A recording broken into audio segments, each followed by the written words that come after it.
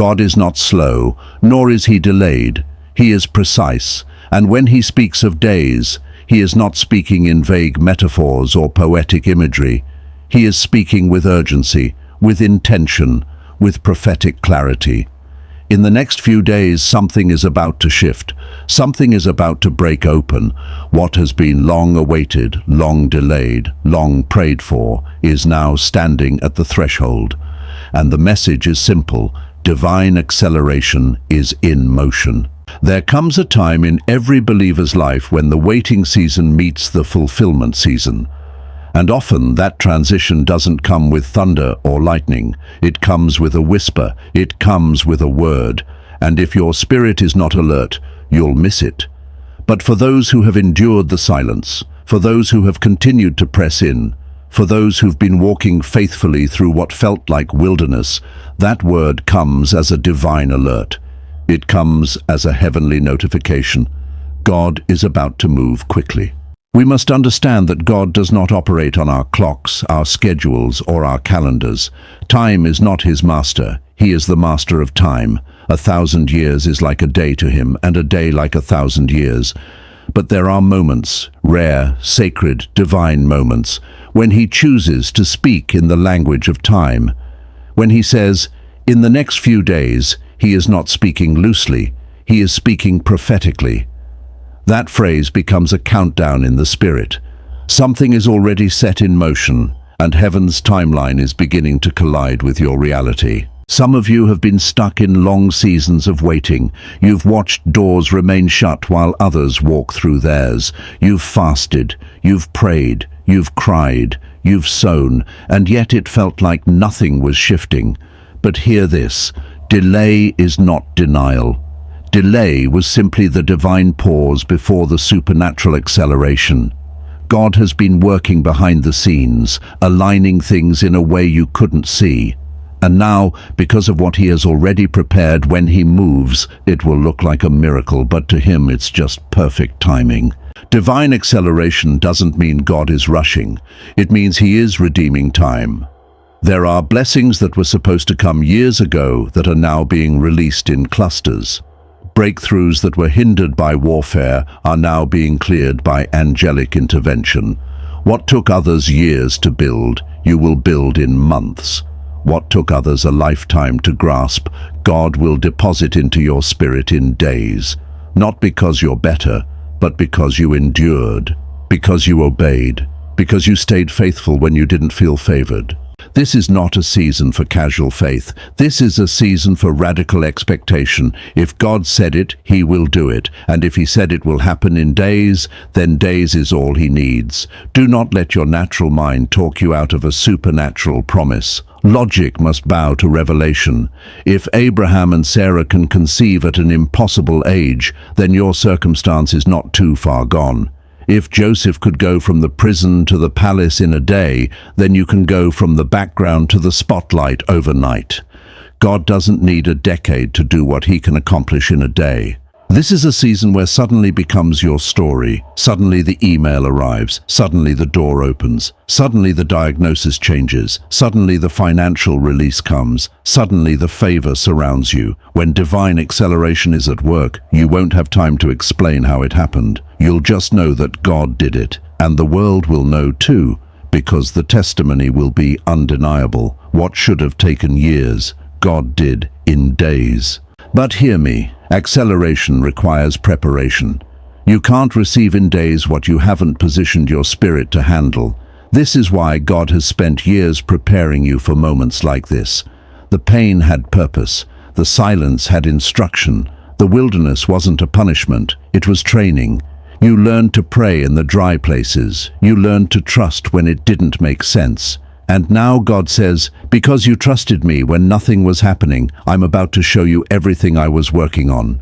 God doesn't waste time, and he doesn't waste tears. Every tear you cried was a seed. Every no you endured was a setup for a better yes. Every closed door was a redirection, not a rejection. And now that divine acceleration has begun, you're going to look back and realize why it took so long. Because what's coming in days would have crushed you had it come too soon. But now, you're ready. Get your house in order. Get your spirit aligned, get your expectations up, because when divine acceleration hits, it won't pause to see if you're ready. It will carry you, it will lift you, it will surround you, it will shock the people who discounted you and elevate you in places you never thought you'd stand. This is not hype, this is not wishful thinking, this is a prophetic shift. And if your ears are tuned to the Spirit, you already feel it. There's a holy restlessness stirring, a divine urgency that won't let you settle. You feel something coming, even if you can't explain it. That's the Spirit of God whispering, "I'm coming, I'm moving, watch me work." It's the sensation of prophetic pressure building in the heavens, waiting to burst into the natural. And when it does, it won't just affect you, it'll affect everyone connected to you. Because divine acceleration doesn't just bless you, it creates a ripple effect of breakthrough for everyone around you. In the next few days, expect the unexpected. Expect the phone call, expect the message, expect the shift, expect the confirmation, expect the clarity, expect the open door. You don't need all the details. You just need to trust that God is not a man that he should lie. If he said it's going to happen, it's going to happen. Period. When divine acceleration hits, it may not look like how you imagined it. It may come through unfamiliar people, in unfamiliar ways. Be open. Don't box in how God can move. He may use the least likely person to deliver the breakthrough. He may speak through someone who doesn't even know they're being used. Stay discerning, stay sensitive, and most of all, stay grateful, because gratitude will keep your heart soft enough to receive what pride would overlook. God is looking for people who can move when he moves. He's looking for faith that doesn't hesitate. This is not the time for spiritual laziness or passive waiting. This is the time to move in faith, speak in faith, walk in faith. Faith is the currency of heaven, and right now heaven is making transactions. What you speak in faith today can manifest in your life tomorrow. Don't just hope for it. Declare it, decree it, prepare for it. Because faith prepares even before it sees. Do not let the enemy distract you in these next few days. Warfare may increase because the enemy knows what's coming, but that's confirmation, not contradiction. If all hell breaks loose before the breakthrough, take it as a sign that the gates of heaven are about to open. Don't panic in the pressure. Praise in the pressure. Praise when it doesn't make sense. Praise as if it already happened. Because praise is the sound of faith that invites the supernatural into your atmosphere. In this moment, the divine is colliding with the natural, and those who are in position, those who've kept their oil ready, will walk into rooms they didn't apply for, receive offers they didn't expect, and witness miracles they stopped praying for because they thought it was too late. But God is saying it's not too late. It's right on time. You're about to live in answered prayer. You're about to stand in a place you once begged God to take you. You're about to see what he saw all along. And when it happens, don't apologize for it. Don't downplay it. Give him the glory. Testify of his faithfulness. Because the testimony you carry will be the encouragement someone else needs to hold on just a little longer. So in these next few days, stay awake, stay watchful, stay ready. Divine acceleration is in motion. What took years, God will do in days. Not because you earned it, but because he promised it. Not because you figured it out, but because you stayed faithful. And the God who watches over his word to perform it is saying, "Now, watch me work." He's coming swiftly, he's coming suddenly, and if you're ready, you'll walk right into it. God is about to move, not later, not when the stars are right, not when the economy settles. He is moving now, but he's not doing it haphazardly. There is a holy rhythm to the way heaven works, a divine order that demands attention. When God gets ready to release a promise, he doesn't just drop it randomly, he requires alignment, because a promise received out of position can become a burden rather than a blessing. Too many people are waiting for breakthrough while living misaligned lives. They want God to open doors, but their character is out of sync with the weight of the blessing. They're praying for new seasons, but holding on to old habits. They're asking for miracles, but refusing to let go of mindsets that contradict the miracle they're requesting. That's not alignment, that's contradiction.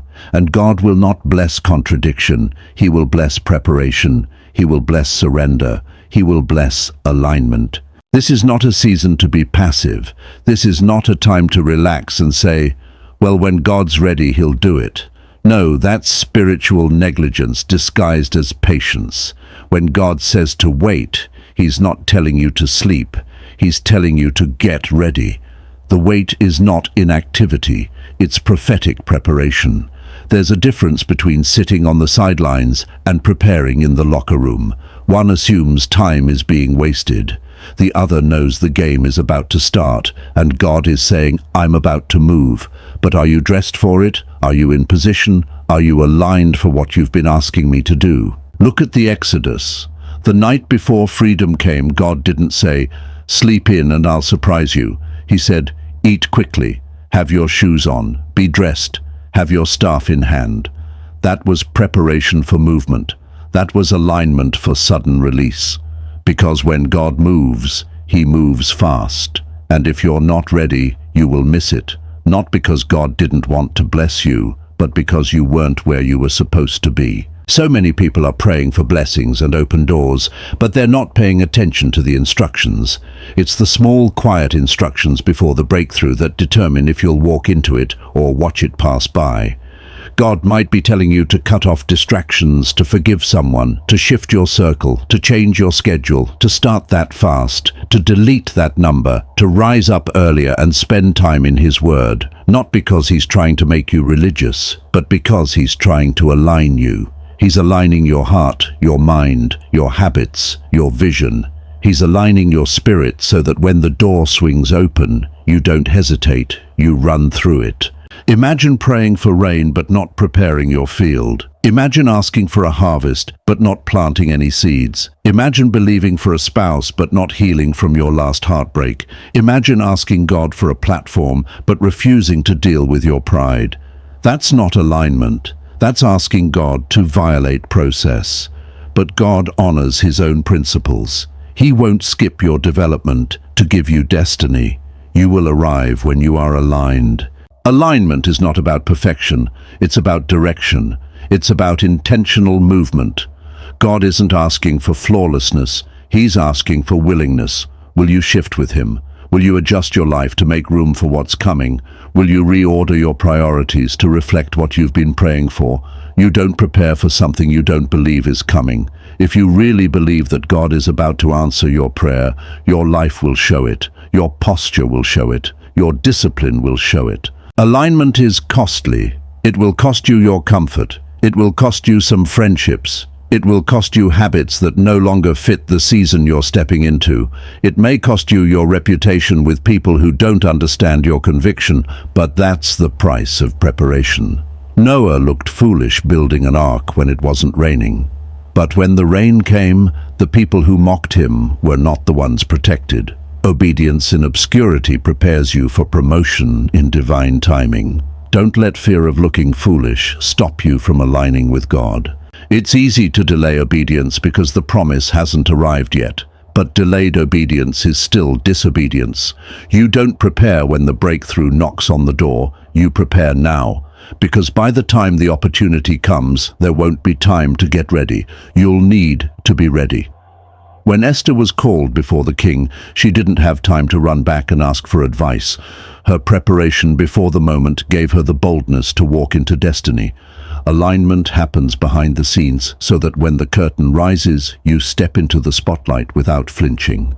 Sometimes the alignment feels lonely. It feels quiet. It feels like nothing is happening, but that silence is sacred. That quiet is holy ground. It's God forming your inner world to carry what He's about to place in your hands. Don't confuse the silence of God with the absence of movement. He's testing your trust. Will you obey even when it feels like He's not speaking? Will you follow through when no one is watching? That's what alignment looks like. That's what faith sounds like. Some people want the fire of God, but don't want to clear the altar. They want the oil, but don't want to press. They want the crown, but don't want the cross. But Jesus made it clear. The path to resurrection always goes through surrender. Alignment always precedes arrival. God is not a God of chaos. He's a God of order.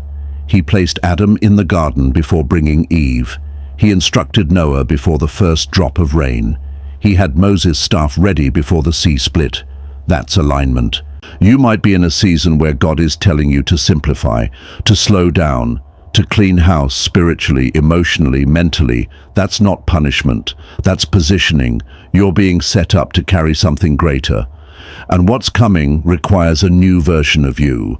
The old version can't hold this new wine, so the wineskin must be made new. The mind must be renewed. The heart must be refined. That's alignment. Sometimes God delays the arrival until he sees the alignment. Not because he's withholding, but because he's wise. A plane doesn't land if the runway isn't clear. A gift doesn't arrive if the address is wrong. The blessing won't rest where there's disorder. It waits until the environment is ready. So if it feels like God is waiting, maybe he's waiting on you. Maybe he's waiting for you to shift, to surrender, to come into agreement with what heaven is doing. Your obedience creates space. Your worship creates atmosphere. Your discipline creates stability. Your hunger creates expectation. All of that is preparation. All of that is alignment. Don't let the enemy distract you in this season.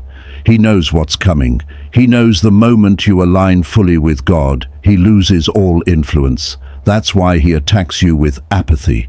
That's why he whispers, "It's not that serious." Because he's terrified of your obedience. He knows aligned believers are unstoppable. They hear clearly. They move boldly. They walk in authority. And maybe you've been feeling the tension, the pull between the old and the new. That's a sign you're in transition. That's a sign you're in between seasons. Don't rush it. Don't panic. Just align. Go deeper in prayer.